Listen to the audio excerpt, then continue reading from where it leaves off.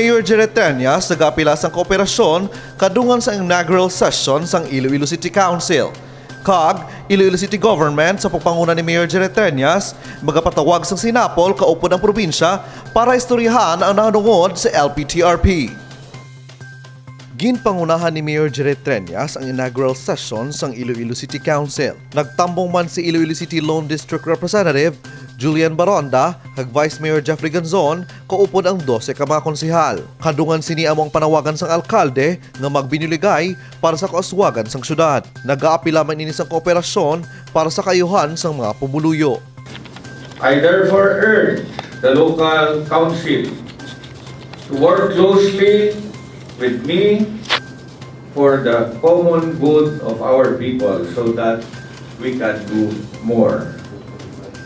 I am looking forward for an effective collaboration and fruitful conversations with you so that we can push for a better Iloilo City.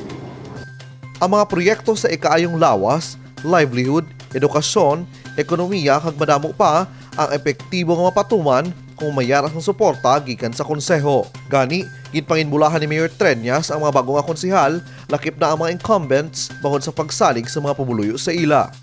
Let us use all this towards the attainment of an acceptable executive and legislative agenda that will help bring Iloilo to greater heights. On a personal note, please accept my warmest congratulations to all of you.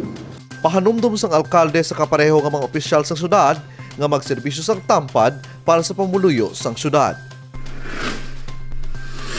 Maga-epekto na sa Biyernes, Hulyo 8, ang temporaryong suspension sang Local Public Transport Route Plan o kon LPTRP. Kasunod din sang executive order nga ginpagawa ni Mayor Jared Treñas sang Biyernes nga temporaryo nagapauntat sang implementasyon sang LPTRP sa sulod sang 45 diyas. Gani, gilayon magapatawag sang Sinapol si Mayor Treñas upod sa lokal nga panguluhan sang probinsya bago sang nakita nga problema sa mga munisipalidad nga nauntat ang ruta pasulod sa syudad.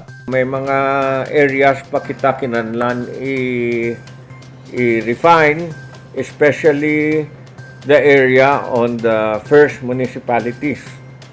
According to LTFRB, ang dapat ko no mag-request na among province.